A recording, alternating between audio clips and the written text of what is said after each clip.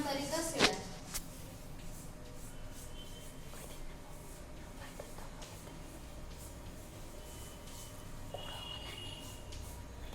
हैला तीन प्रकार रो शिला हमर अछि। ए जो आग्नेय शिलाटा पिला माने समझ कि आग्नेय शिलाटा कोठु बाहरे केमती कोन हुए तार गठन प्रणाली जणा अछि।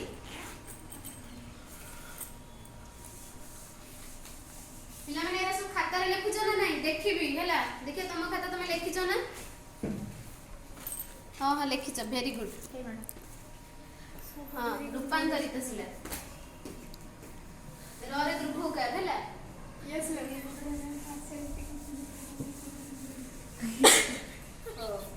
तो आग्नेय शिला केते प्रकार जानि जाई काई को हसिलो काई को आमे भी टिके हसिबा। मैम आपण वेरी गुड रे पार्शियलिटी कर दो तो सब वेरी गुड सब बेरे बढ़िया बढ़िया आंसर हो जे तो सेति लागि वेरी गुड कहबा ना तमे भलो बढ़िया पढ जाइला थोड़ा कहंतो मैडम से आपण खाली आमको कहउछंती बोली से कहउछंती मैम सब वेरी गुड गणेश को दे दोछंती ना सेबे हम मन को भी किछि गणेश गणेश बहुत वेरी गुड खाइबो जेला डायबिटीज हे जवे थोड़ा तम मान को कहबा हैला तम माने भी आंसर दियो देले तमको भी कहबा हैला। तो हमरो आग्नेय शिला होची हमरो दुई प्रकार रो हैला कौन कौन निस्रवज शिला आउ निस्रवज आग्नेय शिला आउ अंतर्भेद आग्नेय शिला हैला अंतर्भेदी आग्नेय शिला। तो आग्नेय शिलाटा जदी मु एटा कहबी गोटे कोन पहाड़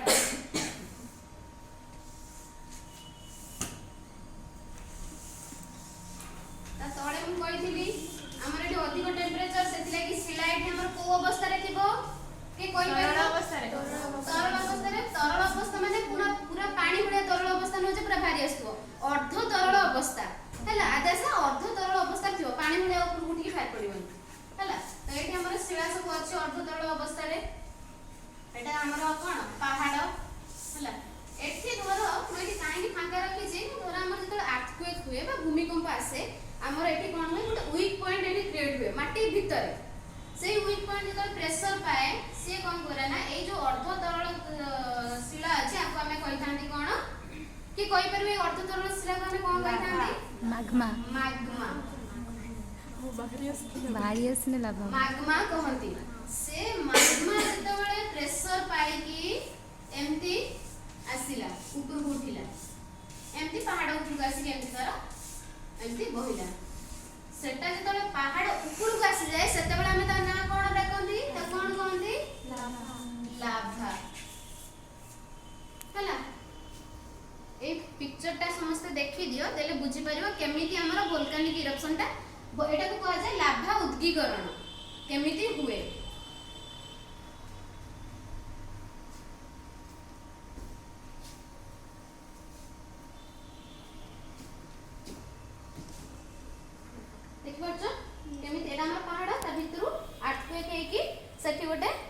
वीक पॉइंट हैला से वीक पॉइंट देकी हमर से जो तळे थिला जो मैग्माटा सेटा तारा हमर प्रेशर पाई के ऊपर उठी के आसी के पडुची समस्त देखुछो लास्ट बेंच देखो देख परछो तो हैला एमती हिसाब रे हमर लाभा उद्गीकरण हुए। तो से जो लाभाटा आसी के पहुंचिला एट जो लाभाटा एटी तो हमर बाहर कोन अछि पवन होउची पवन द्वारा ये कोन हैला एटी ठंडा हे गला ठंडा है कि कोन हैला ना कठिन हैला ब्लैक बोर्ड तो व्हाइट है एठी हमर कठिन है कि एठी ये कोन हैला ना गोटे गोटे रॉक रेडी परिणत हैला रॉक माने शिला कठिन है गला शिला है गला एठी गोटे बड़ शिला हैला एई शिलाटा को हमें कोन कहंती आग्नेय शिला काहे कि ना एटा आग्नेयगिरी रु उत्तोलन हेछि सेति लागि एटा कहल जबा हमर लाभा है कि तार बाहर सेति लागि हमें कहबा एटा को आग्नेय शिला को आ कोन कह जाय के जानि छ कि प्राथमिक शिला काहे कि एटा को प्राथमिक कह जाय ना एटा प्रथमे एई शिलाटा ही लाभा माने हमर लाभा उद्गीकरण द्वारा आसी कि प्रथमे एटा शिला रे परिणत हेछि लाभाटा हमर शीतल है कि कठिन है कि प्रथमे एटा शिला रे परिणत हेछि सेति लागि हम एटा को कहंती हमर कोन ना प्राथमिक शिला। ता पूर्व मु कहिथिली जे हमर आग्नेय शिलाटा केते प्रकार रो दुई प्रकार रो निस्रवज शिला आग्नेय शिला बा हमर अंतर्भेदी आग्नेय शिला। निस्रवज शिला काहा को कहै जाय निस्रवज नि माने निष्कासित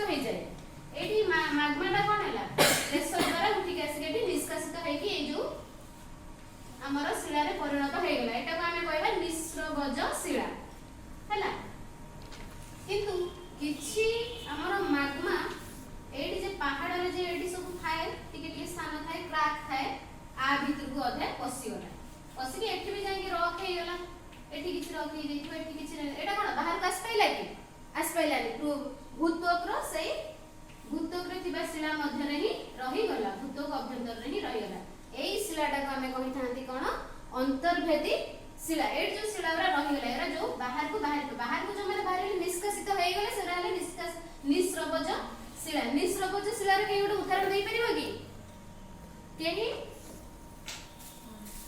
लाल माटी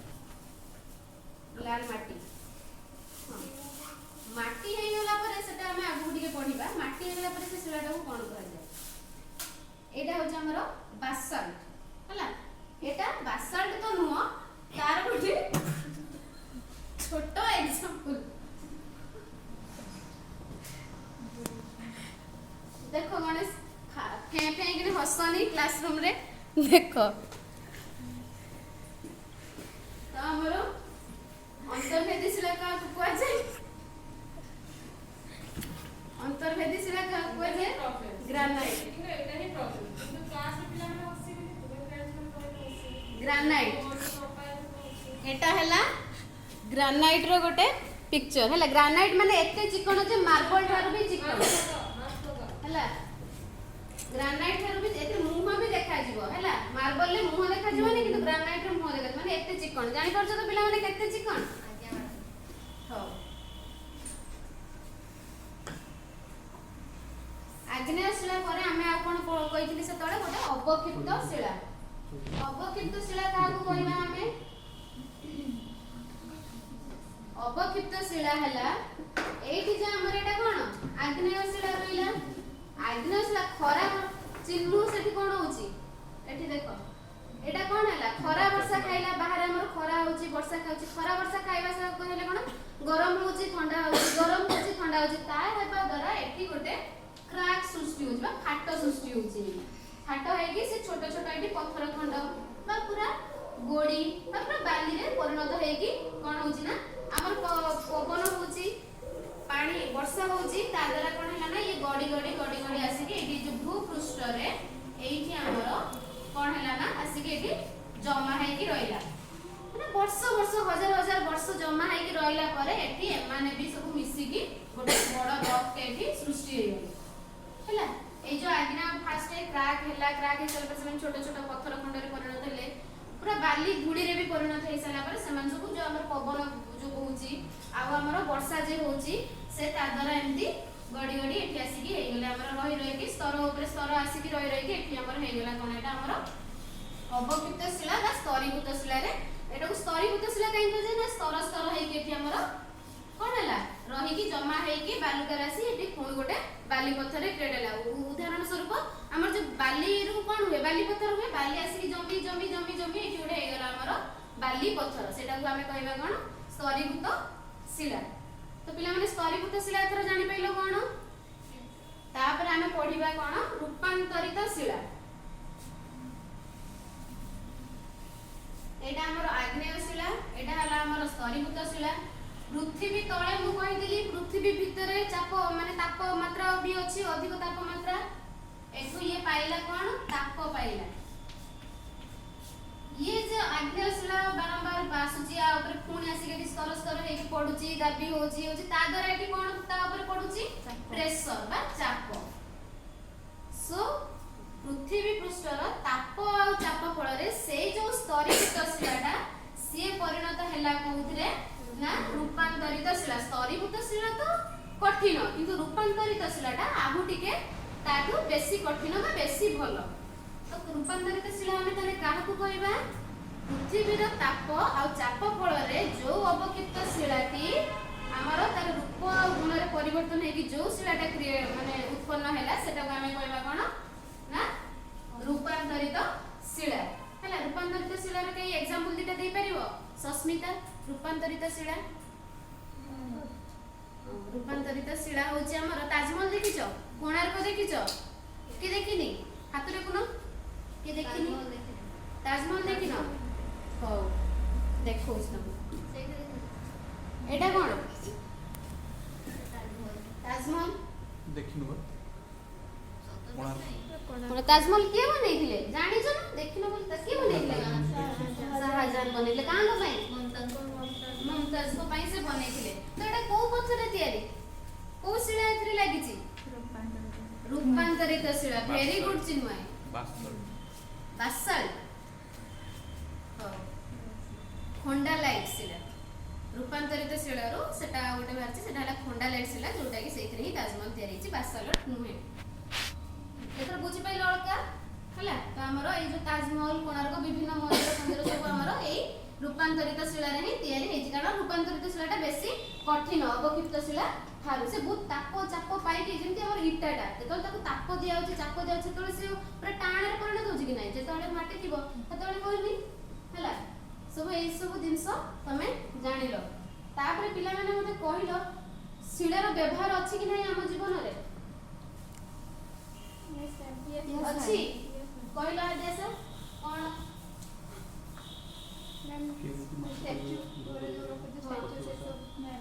ଷ୍ଟାଚୁ ବନେଇବା ପାଇଁ ଘର ତିଆରି ହଉଛି। କୁର୍ତ୍ତି ଆମର ତୁଳସୀ ଚୋରା କିଛି କରାଉଛି ତୁଳସୀ ଚୋରା। ହଁ ଭଲ ତ କହୁଛ। ହଁ ଅଳକା କଣ ମାନେ ଶିଳାର ଗୋଟେ ବ୍ୟବହାର କୁହ, କଣ ଆମ ଲାଇଫରେ ତାର କଣ ଅଛି? ଘରେ ଯୋଉ ପଡିଥାଏ। Very good. ତ ଶିଳା ଆମର ମନ୍ଦିର, ରାସ୍ତା, ଘାଟ ତିଆରି କରିବା ପାଇଁ ଆମର ଶିଳାର ବ୍ୟବହାର ଅଛି। ତ ପିଲାମାନେ ଶିଳା ଚକ୍ର, ବର୍ତ୍ତମାନ ଗୋଟେ ନ୍ୟୁ କନସେପ୍ଟ, ସେଟା ଗୋଟେ ଶିଳା ଚକ୍ର। ଶିଳାଟା କେମିତି ଚକ୍ରାକାର ଗତିରେ ତାର ପରିବର୍ତ୍ତନ କେମିତି ଚାଲିଛି, ସେଟାକୁ ଆମେ କହନ୍ତି କଣ ନା ଶିଳା ଚକ୍ର।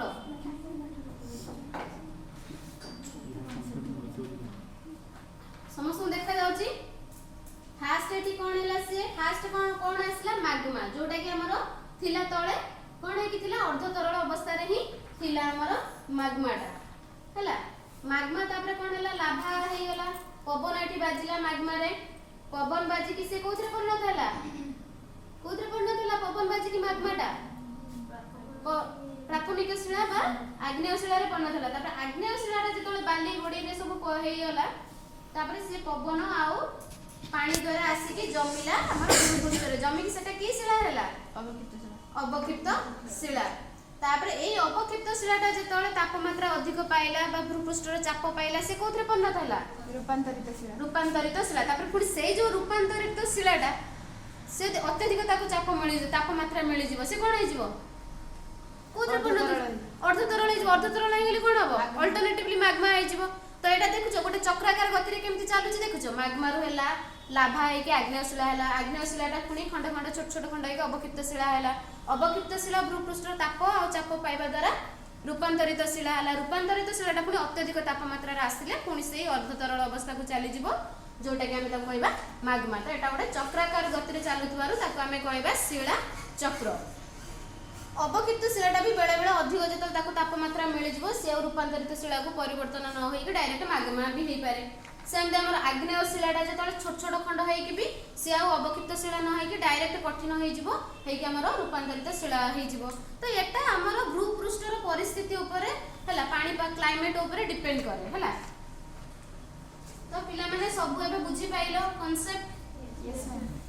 ତ ମତେ क्वेश्चन କହିଲ, ଆମର ରୂପାନ୍ତରିତ ଶିଳା କାହାକୁ କୁହାଯାଏ? ରୂପାନ୍ତର କୁହ, ଭୁଲ ହେଲେ ବି ମୁଁ କହିବି, କୁହ ଚିନୁ। ଅବକ୍ଷିପ୍ତ ଶିଳା ପୃଥିବୀର ତାପ ଓ ଚାପ ପାଇବା ଫଳରେ ଯୋଉ ଶିଳାରେ ପରିଣତ ହୁଏ ତାକୁ ରୂପାନ୍ତରିତ ଶିଳା କୁହାଯାଏ। ଭେରି ଗୁଡ ହେଲା। ତ ଆମର କୋଉ ଶିଳାରେ ବେଶୀ ଜୀବାଶ୍ମ ରହିଛି, ଏଟା ଗୋଟେ ମୁଁ ପଢେଇ ନାହିଁ କିନ୍ତୁ ଏଟା ଗୋଟେ ଆଇଡିଆ क्वेश्चन ହେଲା। ଟିକେ ଆଇଡିଆ ଲଗେଇବ ଯଦି କହିଦବ, ନହେଲେ ମୁଁ ଏଟା କହିବି। କୋଉ ଶିଳାରେ ବେଶୀ ଜୀବାଶ୍ମ ରହିଛି? ଭେରି ଗୁଡ, ସ୍ତରୀଭୂତ ଶିଳା। ଆଉ କିଏ ଜାଣିଛ ହେଲା? ତ ସ୍ତରୀଭୂତ ଶିଳାଟା କାହିଁକି ଏଠି ହେଲା, ସେଟା ବେଶୀ ତାପ ରହିଲା, ଭୂପୃଷ୍ଠରେ ବେଶୀ ରହିଲା, ସେଠି ଯୋଉ ଆମର ସବୁ ଜୀବ ଜନ୍ତୁ ସେଠି ଯୋଉ ମଲେ ତା ଦେହରେ ହିଁ ରହିଲେ, ତ ସେଟା ରହି ରହି ରହି ରହି ରହି ରହି ସେଟା କଣ ହେଲା, ସେଇ ସ୍ତରୀଭୂତ ଶିଳାରେ ହିଁ ରହିଲା ନା। ସେଇଥିଲାଗି ସ୍ତରୀଭୂତ ଶିଳାରେ ହିଁ ବେଶୀ ଜୀବାଶ୍ମଟା ଆମର ଥାଏ। ଶିଳା ଚକ୍ର କଣ? ଏଇଟା ନିହାତି କହିଦବ, ରିସେଣ୍ଟଲି ପଢେଇଲି। ଶିଳା ଚକ୍ର କଣ? ଠିଆ ହେଇକି ଏମିତି ଅଟର କଲେ ମୁଁ କିଛି ଶୁଣି ପାରିବିନି। ପୁଣି କହିବି, କୁହ। ଲାଭାଟା ଯେତେବେଳେ ହଉଛି କଣ, ଆଗ୍ନେୟ ଶିଳା, ଆଗ୍ନେୟ ଶିଳାରେ ପୁଣି ଅବକ୍ଷିପ୍ତ ଶିଳା, ଅବକ୍ଷିପ୍ତ ଶିଳାରେ ରୂପାନ୍ତରିତ ଶିଳା, ରୂପାନ୍ତରିତ ଶିଳା ପୁଣି ଲାଭାରେ ପରିଣତ ହେଲେ ସେଟା ହେଲା ଶିଳା ଚକ୍ର। ଶିଳା ଚକ୍ର। ଆମର ସସ୍ମିତା କହିଲ କହିଲେ ସେଇଟା ତ ଠିଆ ହୁଅ କୁହ। ଅପକ୍ଷିପ୍ତ ଶିଳାରୁ ଆଗ୍ନେୟ ଶିଳା, ଆଗ୍ନେୟ ଶିଳାରୁ ରୂପାନ୍ତରିତ ଶିଳା, ରୂପାନ୍ତରିତ ଶିଳାରୁ ଆଗ୍ନେୟ ଶିଳାରୁ ସ୍ତରୀଭୂତ ଶିଳା, ସ୍ତରୀଭୂତ ଶିଳାରୁ ରୂପାନ୍ତରିତ ଶିଳା, ପୁଣି ରୂପାନ୍ତରିତ ଶିଳାରୁ ମାଗ୍ମା। ଏଟାକୁ ଆମର ଶିଳାଚକ୍ର କୁହାଯାଏ।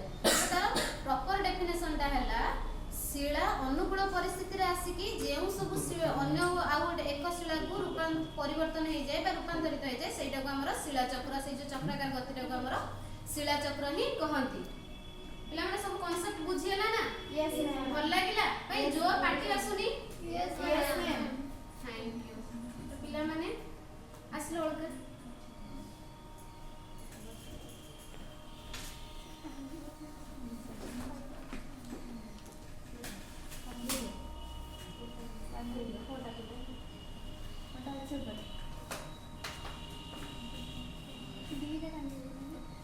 निम्नलिखित प्रश्न गुड़िकर उत्तर दियो। 1 नंबर क केउ स्तरटी पृथ्वीर सबुठारु पतला स्तर? हाथ टेकिबो। आउ केउ स्तरटी पतला? हाथ टेको समस्ते। भूल हेले कहबी। पिंकी भूतक स्तरटी सबुठारु पतला स्तर। कल्प ठीक कहले पिंकी? हां थैंक यू। अर्ध तरल मैग्मारु केउ शिला सृष्टि हुए? हाथ टेको समस्ते। हाथ टेको। कल्प कुह लावा को शिला रे परिणत हुए? से लाभाटा जेतबेले पवन पाइकी ठंडा हुए को शिला रे परिणत हुए? कुह याई दे कुह जोटा कोच कुह मु कहबी क्लू दे सैलेटा आग्नेय शिला। वेरी गुड बसी पड़।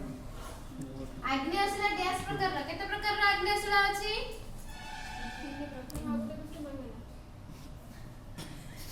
केउ शिला रे प्रायतः जीवाश्म थाए? को पिंकी स्तरीभूत शिला। वेरी गुड बसी पड़। आग्नेय शिला केते प्रकार रो? हाथ टेको। केते प्रकार रो चिन्नू? 2 प्रकार। पिंकी ठीक कहले चिन्नू? अलका ठीक कहले ना चिन्नू? हो 2 प्रकार रो। भूत्वक डैश भागर विभक्त? केते प्रकार रो भूत्वक अछि? हाथ टेको। 2 प्रकार।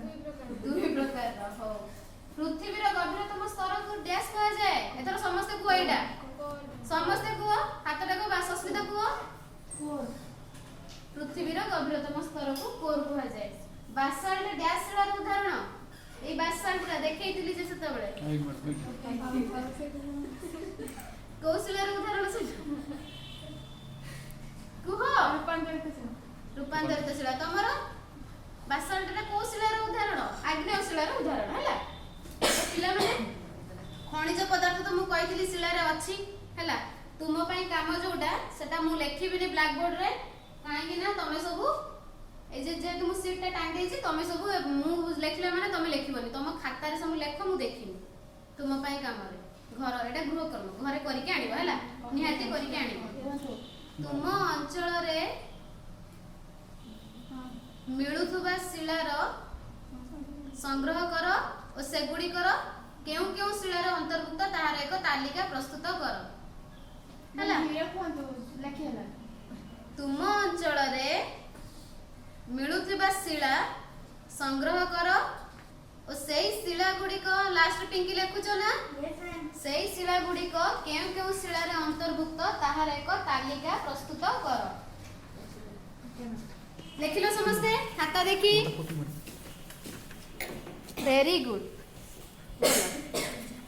पिला माने एटा हला हमर कोन आम भारत मानचित्र हैला। तो ये मानचित्र रे मु ए जे डॉटेड लाइन सब करिछि हमर ए जो ट्रायंगल जोटा अछि सेटा हला बॉक्साइट। बॉक्साइट जोटा खनिज पदार्थ। ए जे ओ लेखिछि सेटा हला हमर आयरन। आयरन को जगह रे मिले। जो प्लस लेखिछि सेटा हला मैंगानीज को जगह रे मिले। आ ए जो बॉक्स करछि स्क्वायर सेटा हला कॉपर को जगह रे मिले। तो मु एठी केवल सेटा को ये करछि डी को जगह रे मिले सेटा को मेंशन करनी कि सेटा हला तम पई काम जे एटा को जगह रे मिले मते नेक्स्ट क्लास रे आसी कि कहबो। अलका रखो।